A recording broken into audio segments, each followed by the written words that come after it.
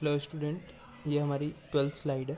Question number 5। In A reversible non flow process the work is done by substance in accordance with the relation between volume and pressure V is equal to 2.8 upon P meter cube, where P is the pressure in bar. Find the work done on or by the system as pressure increases from 0.7 bar to 7 bar। ठीक है, यहाँ पर जो given data है इसमें सबसे पहले तो रिवर्सिबल नॉन फ्लो प्रोसेस है। ठीक है, तो यहाँ पर प्रेशर की फर्स्ट वैल्यू दी हुई है 0.7 बार और P2 या फाइनल प्रेशर है 7.0 बार। ऑलमोस्ट 10 टाइम्स ये प्रेशर इंक्रीज़ हो रहा है, तो ऑब्वियसली बात है ये कंप्रेशन प्रोसेस होगी। इसमें हमें रिलेशन जो दिया हुआ है वो क्या है, V is equals to 2.8 upon P in metre cubes. तो इसको हम दो स्टेट के लिए अलग अलग लिख सकते हैं कि P1 या कह सकते हैं V1 is equal to 2.8 upon P1 and V2 is equal to 2.8 upon P2। It is 2.8 upon 0.7, it is 2.8 upon 7। ठीक है, तो ये वैल्यू हो जाएगी हमारी V1 और V2 की। अब हम जानते हैं कि जो वर्क डन होता है उसका formula for non flow reversible process is integration 1 से 2 P dV। यहाँ पर हमको P का फॉर्मूला ये दिया हुआ है। P का फॉर्मूला क्या बनेगा यदि हम इससे बनाना चाहें तो V is equal to 2.8 upon P और P is equal to 2.8 upon V। तो इसको हम लिख सकते हैं P की जगह पर 2.8 अपॉन V dV। अब अपर लिमिट और लोअर लिमिट ये क्या है, V1 की वैल्यू और V2 की वैल्यू, यानी ये जो V है हमारा ये यहाँ पर वेरिएबल है, इसकी जो वैल्यूज़ होंगी वो इसके अकॉर्डिंग हो जाएंगी।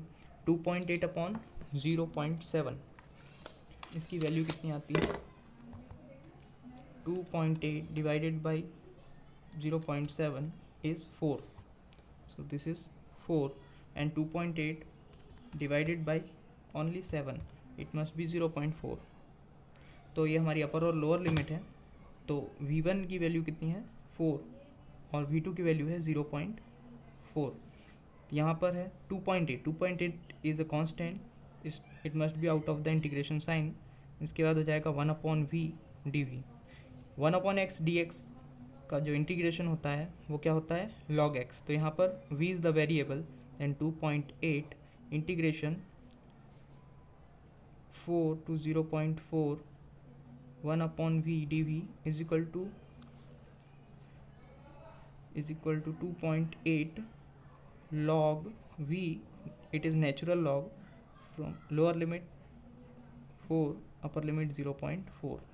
substituting the limits 2.8 log upper limit 0.4 minus lower limit log 4।